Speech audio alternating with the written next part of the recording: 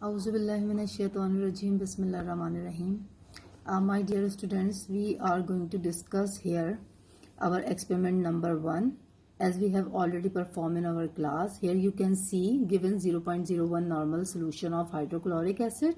Find out normality and amount of potassium hydroxide in gram per centimeter cube. यहाँ आप देख सकते हैं कि सबसे पहले एपरेटस लिखा गया है, रिएजेंट लिखा गया है, लेकिन एग्जाम में जो आपको मार्क्स डिस्ट्रीब्यूशन है उसमें आपको थ्योरी लिखनी है, इक्वेशन लिखना है, प्रोसीजर लिखना है। उसके बाद आप प्रोसीजर वही फॉलो करेंगे जो हमने लैब में परफॉर्म किया था। फिर आप देखें यहाँ पर ऑब्जर्वेशन कॉलम बना हुआ है जिसमें आपको बीरेट रीडिंग लिखनी है।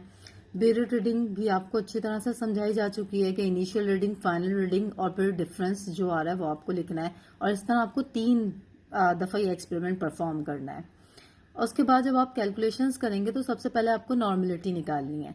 यहाँ आप देख सकते हैं N1V1 = N2V2 के फॉर्मूले के थ्रू हम नॉर्मेलिटी फाइंड आउट करेंगे।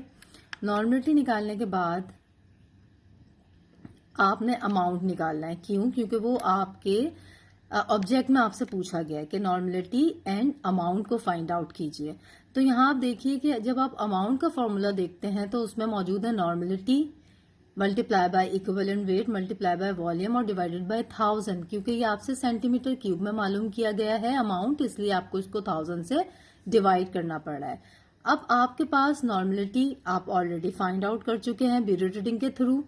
आपको इक्विवेलेंट वेट मालूम करना है। इक्विवेलेंट वेट मालूम करने का फॉर्मूला क्या है? यहाँ पर molecular weight divided by acidity और बेसिसिटी।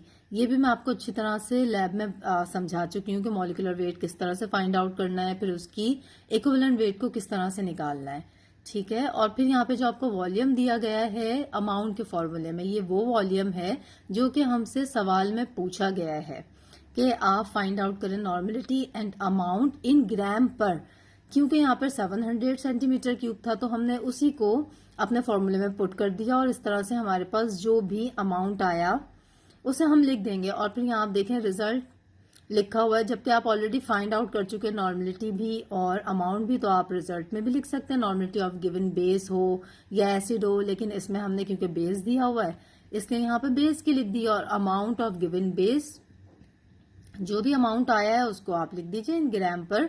यहाँ पे 700 सेंटीमीटर क्यूब था तो हम इसी तरह लिखेंगे 700 सेंटीमीटर क्यूब। अदरवाइज जो आपको दिया जाएगा सवाल में आप उसके मुताबिक इसका अमाउंट फाइंड आउट करेंगे।